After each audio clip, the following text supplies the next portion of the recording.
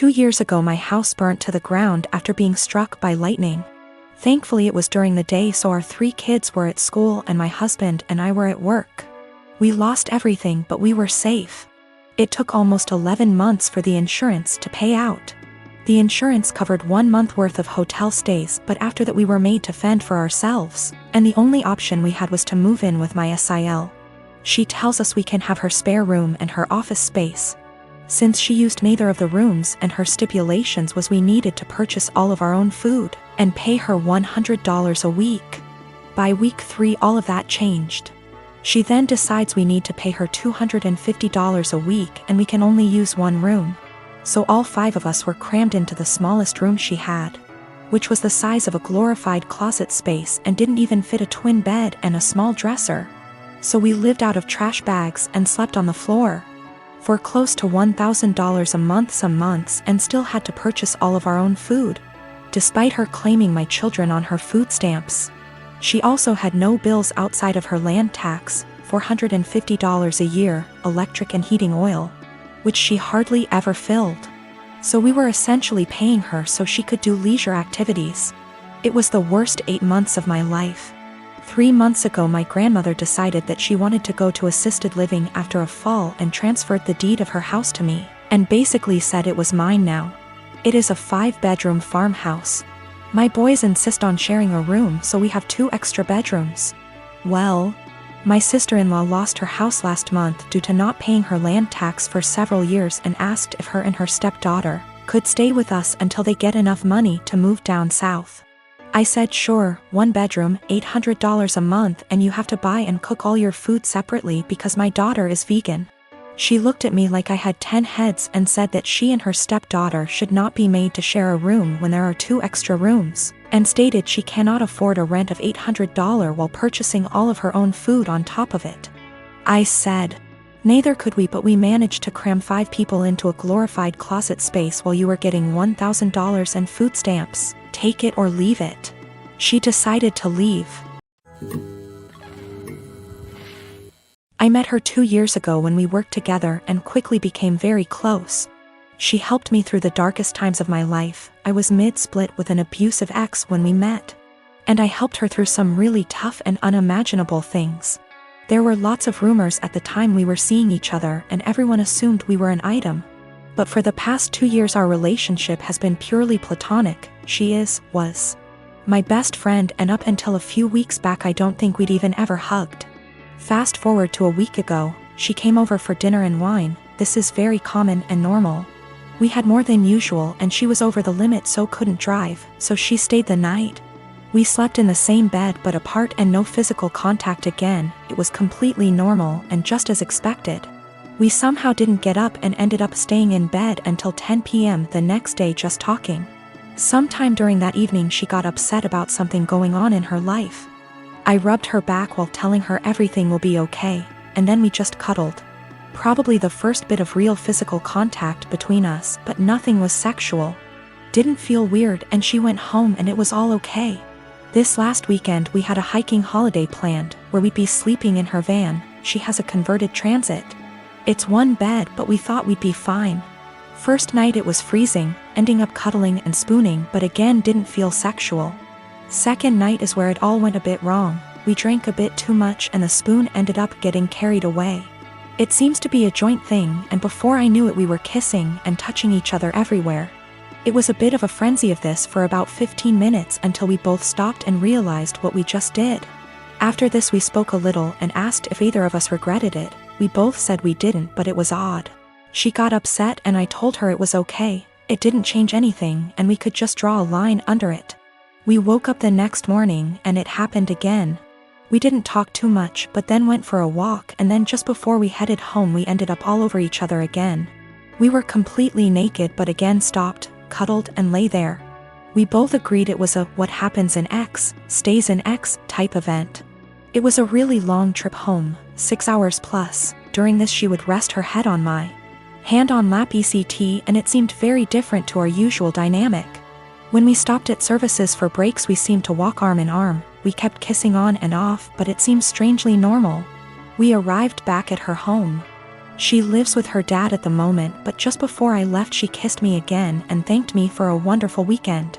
The following day she came over to get some stuff I took home with me. We end up just cuddling, kissing, feeling and so on again, but she has dinner with a friend and we stop it there.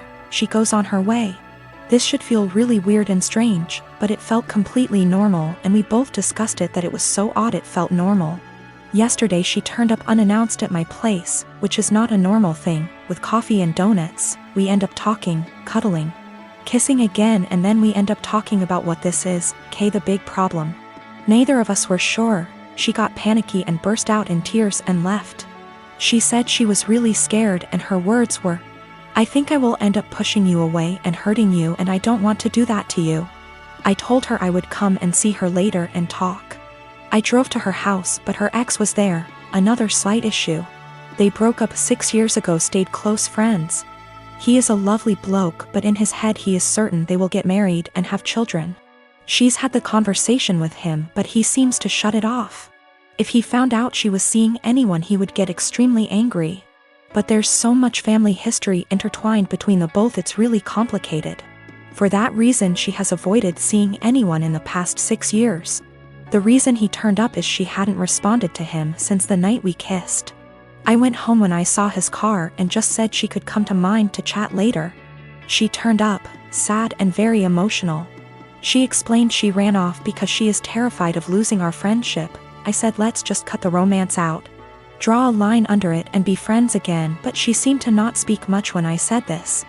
I asked if her ex was the issue. She said it was nothing to do with us but a whole other issue. But that was not impacting what was going on between us. We sat quietly, hugged, and I tried to reassure it would be okay, and I wasn't going to start hating her for whatever reason. And I am completely fine with just being platonic friends again. We both agree and say whatever happens we stay friends and nobody gets hurt, but we will pull back from the more physical side. I woke up this morning really panicky. I have no idea where we are, where we stand, and absolutely terrified of losing our friendship. I don't know what to do or say. I felt sick to my stomach and can't eat at the thought of this. She is coming around later to collect some of her clothes she left last night, and I am thinking I need a plan of what to say / do. I cannot lose my best friend. She is absolutely everything to me, but I am worried we crossed a line and there's only one eventual outcome which won't be good. My partner has been through a lot. We had been dating for 2 years and planning a life together when she was diagnosed with cancer. At the time she was in school for a dual graduate degree program and managed to finish it. Treatment was rough on her and she struggled a lot through it, and hasn't done well mentally dealing with the unfairness of it all. How different her body is after surgeries, and the fear of it coming back. All perfectly understandable, and I've been as supportive as I can throughout it all. Now all that said, she went into the graduate programs after we started dating, and one of the degrees was at a very expensive school for something that was only related and not required for the work she planned on doing, which would never pay very well. I questioned her about it gently at the time, but she was adamant about getting the expensive degree. It was her life. And we agreed it would be fine, because we could utilize public service loan forgiveness to pay off her debt that would total $100K. This was before cancer. I earn a considerable amount more than her. When we started dating I made 4x, and even with her degrees I make 3x what she does. I've always been happy to spend money on her. And after having moved in together over a year ago and proposing shortly after, I really went into the mindset of it being our money. When we moved in she was finishing her degrees and I covered 100% of our bills, including some tuition costs for an extra semester since she was slightly delayed by her treatment. This was totally fine because school was her job and she'd be able to contribute when she graduated, and even though I make much more, if we are both working full-time jobs it felt fair. Now that she has graduated and started working, she is miserable at her job mostly because she is incredibly anxious that she isn't doing it well, and doesn't feel like her school prepared her. She was already prone towards anxiety and depression. She takes medicine for it. But mentally she is in a very bad spot because of all this. On top of that she feels like she doesn't doing enough for her health, mostly exercise, to keep her healthy to reduce the cancer from coming back, but she says she is too tired after work to do much else than occasionally Go on a walk. Recently she got the idea in her head to start working half weeks to give her more time to exercise and stress her out about work less. She says not knowing for sure how long she'll live has changed her priorities about working. Before all this she was a pretty driven type of personality, working multiple jobs. But working part-time doesn't meet the requirements for public service loan forgiveness. We've talked about it extensively and she feels it is important for her to work part-time. But I am not very comfortable with the idea for many reasons. I get where she is coming from in her needs, but feel like she is looking for a quick fix to her problems. That puts us in a pretty big hole financially because she is so miserable instead of fully dealing with her problems. I'd be more okay with it if it was short term while she sorted through some things, but she says she just wants more time to exercise and be stress-free, so she doesn't know when that would end. I just feel like she is taking our relationship, which is already unbalanced, and asking to make it a lot more so, and solely because she is in a position to do so because of my job. We can financially afford it, but I haven't been able to come to terms about the disproportionality it would create in our relationship. P.S. My longtime partner wants to start working half-time to relieve her work stress and give her more time to take care of her health, but it makes me uncomfortable because she has $100,000 of debt and it would make our relationship very unbalanced. It all began after the first month we started dating, and I don't know why I didn't end things right then and there. While I was taking a shower, he looked through all of the photos on my laptop and yelled at me because I still had photos of me and my ex.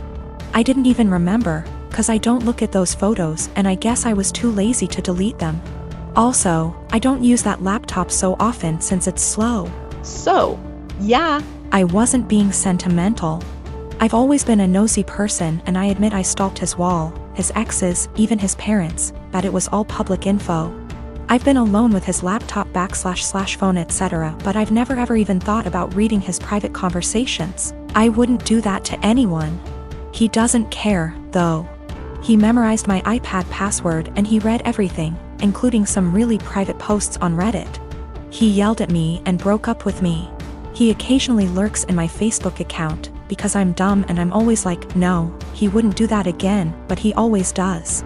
Today I was logged on our shared laptop and I saw in my FB app that there was some activity going on 40 minutes ago, while I was taking a shower. I looked the Chrome history, but he had deleted everything. I lost it and I started crying, and he had the audacity to blame me for his trust issues and said that there is something I'm hiding, since I'm reacting this way. I tried to explain I have nothing to hide, but it's just horrible to feel uncomfortable at home. I can't even sleep properly anymore because I'm nervous if he'll decide to randomly read my messages. He scrolled maybe months of my FB searches, which is really embarrassing, and yelled at me again. He said I must be hiding something since I'm so upset. I don't hide anything, and I never gave him a reason not to trust me. Once he dumped me and I grabbed a beer with an old friend and he found out. Blamed me for cheating on him and even complained to my mother. I go to therapy every week, not only because of him, I have other issues. There was this group session and I met a boy who has similar problems to mine, and I felt that finally I'd have someone outside therapy to talk to. He's not my type and I didn't like him in a romantic way.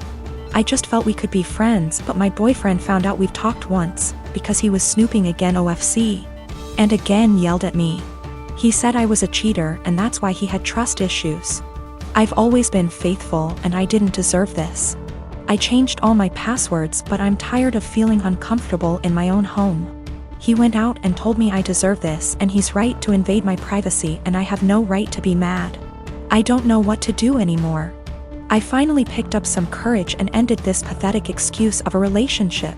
2 days ago he came with his mother, OMG, to collect his stuff and also took the laptop he gave me as present.